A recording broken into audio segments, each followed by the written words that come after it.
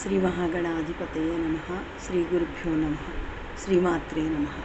తరువాతి నామం సర్వాభరణ భూషిత. చూడామణి మొదలు కాలికి ధరించే మట్టెల వరకు 44 ఆభరణాలు స్త్రీలు ధరించాలని కాళికాపురాణ సూక్తి.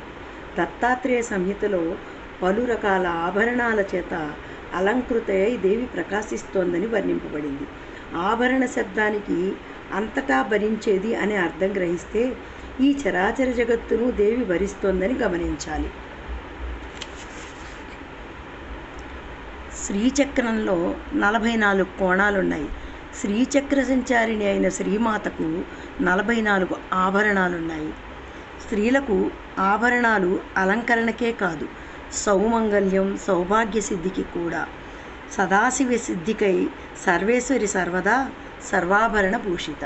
తరువాతి నామం శివకామేశ్వరాంకస్త. దేవి స్థూల రూపాన్ని వర్ణించిన తరువాత ఆమె నివాస స్థానాన్ని వర్ణిస్తున్నారు హయగ్రీవులు.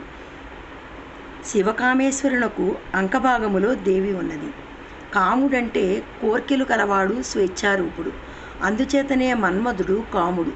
ప్రజ్ఞానుడైన శివుడు లోకాలను సృష్టించేటప్పుడు శివకాముని ఒడిలో ఆసీని అయి దేవి ఉన్నది.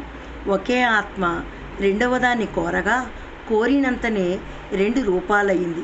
ఆ రూపద్వయమే శివశక్తులు.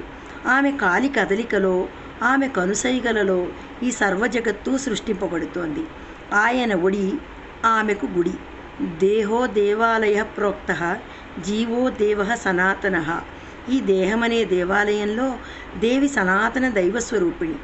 శివాకారే మంచే పరమశివ పర్యంక నిలయాం అని శంకరాచార్య స్వామి వర్ణించారు. తరువాతి నామం శివ. శివుని అంకభాగాన ఉండేది శివ. లోకాలను శమింపచేసేవాడు శివుడు. వానికి ప్రేరణ ఇచ్చేది శివ.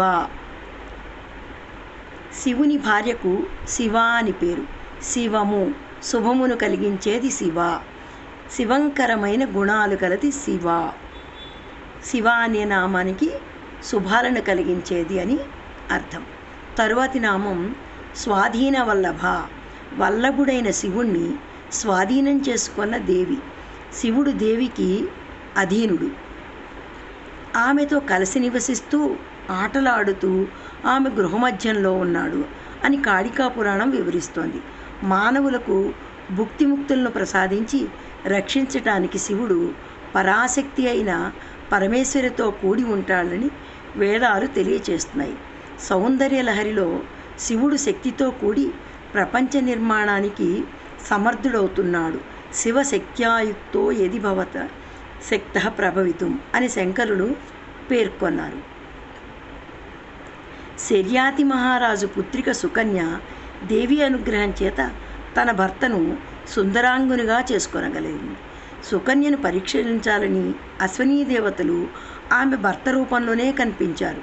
అప్పుడు సుకన్య దేవి అనుగ్రహం వల్లనే తన పతిని గుర్తించింది. శచీదేవి పరమేశ్వరుని ప్రార్థించి స్వర్గరాజ్యభ్రష్టుడైన తన భర్తను పొందగలిగిందని దేవి భాగవతం వివరిస్తోంది.